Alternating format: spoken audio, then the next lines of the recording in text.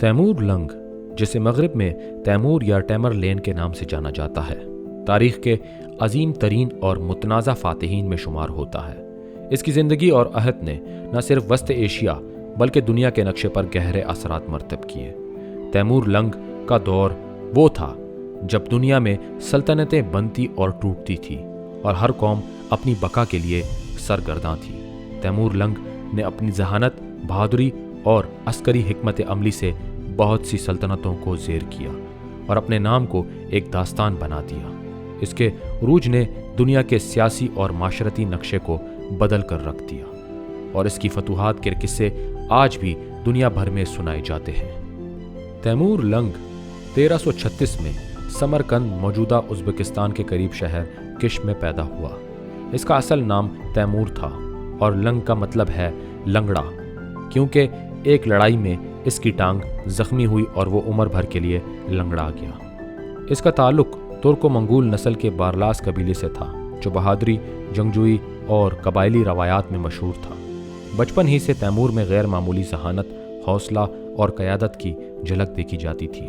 غربت اور مشکلات کے باوجود اس نے جوانی میں ہی گھوڑ سواری، تلوار بازی اور حکمت عملی میں مہارت حاصل کی، جو بعد میں اس کی کامیابی کی بنیاد بنی۔ اس کے کردار میں قناعت، استقلال اور عزم کی جھلک ہمیشہ نمایاں رہی۔ تیمور لنگ نے اپنی فتوحات کا آغاز مقامی چھوٹے قبائل اور علاقوں سے کیا۔ اس نے ابتدا میں کئی مخالف قبائلی سرداروں کو شکست دی، اپنی قوم کو منظم کیا اور ذہانت کے ساتھ اپنے اثر و رسوخ کو بڑھایا۔ مقامی سیاست میں دخیل ہو کر اس نے اپنے آپ کو وسط ایشیا کے ایک طاقتور لیڈر کے طور پر منوایا۔ اقتدار حاصل کرنے کے بعد تیمور لنگ نے جلد ہی اپنی نظریں پڑوسی ریاستوں پر جما لی۔ اس کے عروج کی بڑی وجہ اس کی جنگ حکمت عملی، اپنی فوج پر مضبوط گرفت اور دشمنوں کو متحد ہونے نہ دینا تھا۔ اس نے ہر شکست کو سبق بنا کر اپنی طاقت میں اضافہ کیا اور دیکھتے ہی دیکھتے وسط ایشیا کے ایک وسیع حصے پر قبضہ جما لیا۔ تیمور لنگ کی فوجی مہارت تاریخ میں بہت اہم مقام رکھتی ہے۔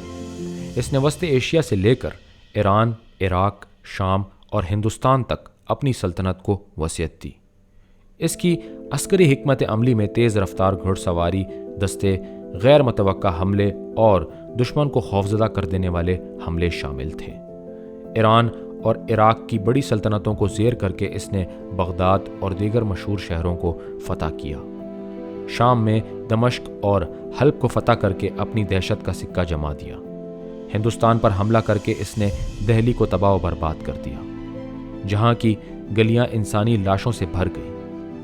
اس کے فتوحات کے نتیجے میں نہ صرف سیاسی نقشہ بدلا بلکہ لاکھوں لوگوں کی زندگیاں متاثر ہوئیں۔ تیمور لنگ نے اپنے ہر معرکے میں بے مثال صفاقی اور جرأت کا مظاہرہ کیا، جس نے اس کے نام کو دشمنوں میں بھی خوف کی علامت بنا دیا۔ تیموری سلطنت کا انتظامی ڈھانچہ بہت مضبوط اور منظم تھا۔ تیمور لنگ نے اپنے علاقوں کو مختلف صوبوں میں تقسیم کیا اور ہر صوبے پر اپنے قابل اور وفادار جرنیلوں کو مقرر کیا۔ عدلیہ کا نظام بھی مضبوط تھا، جہاں انصاف اور قانون کی بالادستی کو یقینی بنایا گیا۔ اس نے مالیاتی نظام کو منظم کر کے ٹیکس وصولی میں شفافیت پیدا کی۔ شہری ترقی اور فنون لطیفہ کی سرپرستی اس دور کا اہم حصہ رہی۔ سمرقند کو تیموری دور میں علم و فن کا مرکز بنایا گیا، جہاں عظیم مدرسے، مسجدیں اور عمارات تعمیر ہوئیں۔ تیمور لنگ نے آرٹسٹوں اور ہنرمندوں کو اپنے دارالحکومت میں لا کر سلطنت کے کلچر اور تہذیب کو فروغ دیا۔ تیمور لنگ ایک سخت گیر مگر عادل حکمران تھا۔ اس کی شخصیت میں قہر اور قیازی دونوں پہلو تھے۔ وہ اپنے دوستوں اور وفاداروں کے لیے مہربان اور سخاوت پیشہ تھا، لیکن دشمنوں کے لیے نہایت سخت۔ رعایا کے ساتھ اس کا برتاؤ انصاف اور سختی کا امتزاج تھا۔ اس کی فوج میں نظم و ضبط اور وفاداری سب سے زیادہ اہم تھی۔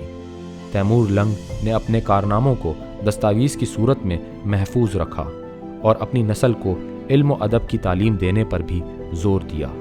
دشمنوں کے ساتھ اس کا سلوک صفاقی کی مثال تھا، جہاں وہ بغاوت یا مزاحمت پر پوری آبادی کو نیست و نابود کر دیتا، لیکن اپنی سلطنت میں امن و امان اور خوشحالی کو یقینی بناتا۔ تیمور لنگ نے 1398 میں ہندوستان پر حملہ کیا اس کی ایک بڑی وجہ یہ تھی کہ ہندوستان اس وقت سیاسی طور پر کمزور تھا اور دولت مند بھی تھا۔ اس کے حملے نے دہلی کی اینٹ سے اینٹ بجا دی۔ شہر کی گلیاں لاشوں سے بھر گئی، لاکھوں لوگ قتل ہوئے اور شہر میں قیامت کا منظر تھا۔ تیمور نے اپنی فتح کے بعد بے شمار قیمتی خزانہ، ہنرمند اور غلام واپس وسط ایشیا لے گیا۔ اس حملے کے اثرات دہلی اور اس کے ارد گرد کے علاقوں پر کئی سال تک محسوس کیے جاتے رہے۔ مقامی آبادی میں خوف و ہراس، معاشرتی بدحالی اور سیاسی کمزوری نے ہندوستان کے نقشے پر گہرے نقوش چھوڑے۔ تیموری سلطنت کا پھیلاؤ اور اس کے اثرات کئی صدیوں تک قائم رہے۔ اس کے بعد آنے والے حکمرانوں میں سب سے نمایاں اس کا پڑپوتا ظہیر الدین بابر تھا، جس نے ہندوستان میں مغل سلطنت کی بنیاد رکھی۔ تیمور لنگ کے دور میں سمرقند اور بخارا علمی اور ثقافتی مراکز بن گئے۔ فن تعمیر میں بلند و بالا مدرسے، مساجد اور مقبرے آج بھی تیموری عہد کی یاد دلاتے ہیں۔ اس کی فتوحات نے اسلامی اور وسط ایشیا کلچر، فنون اور آرکیٹیکچر کو ایک نئی جلا بخشی۔ تیمور لنگ کے اثرات مغلوں اور اس کے بعد آنے والے کئی مسلم حکمرانوں کی پالیسیوں اور طرز حکومت میں نمایاں طور پر دیکھے جا سکتے ہیں۔ تیمور لنگ 1405 میں چین کی ایک مہم کے دوران انتقال کر گیا۔ اس کی موت کے بعد سلطنت میں کمزوری اور تقسیم کا عمل شروع ہو گیا۔ اگرچہ اس کے بیٹے اور پوتے کچھ عرصے تک اقتدار میں رہے، مگر اس کے بعد سلطنت کا شیرازہ بکھر گیا۔ مورخین نے تیمور لنگ کو ایک عظیم فاتح، سخت گیر حکمران اور علم و فن کا شوقین شخصیت کے طور پر بیان کیا ہے۔ عوام کی نظر میں اس کے کارنامے خوف اور حیرت دونوں کا امتزاج ہیں، اور اس کے دور کی یادیں آج بھی لوگوں کے ذہنوں میں زندہ ہیں۔ تیمور لنگ کا عہد تاریخ میں ایک سنہری اور شفاف دور کے طور پر یاد کیا جاتا ہے۔ اس کے فتوحات، حکومت اور وراثت نے نہ صرف وسط ایشیا بلکہ اسلامی دنیا اور برصغیر کی تاریخ پر گہرے اثرات ڈالے۔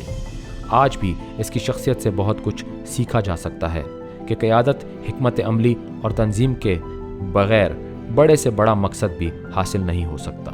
ساتھ ہی اس کی صفاقی اور جہریت ہمیں یہ سبق دیتی ہے کہ طاقت کے نشے میں انسانیت کو نظر انداز کرنا معاشروں کے لیے نقصان دہ ہو سکتا ہے۔ ناظرین، اگر آپ کو یہ کہانی پسند آئی ہو تو چینل کو سبسکرائب کریں اور اپنی رائے کمنٹس میں ضرور دیں۔ اگلی ویڈیو تک کے لیے اجازت دیجیے، اپنا خیال رکھیے گا۔ اللہ حافظ۔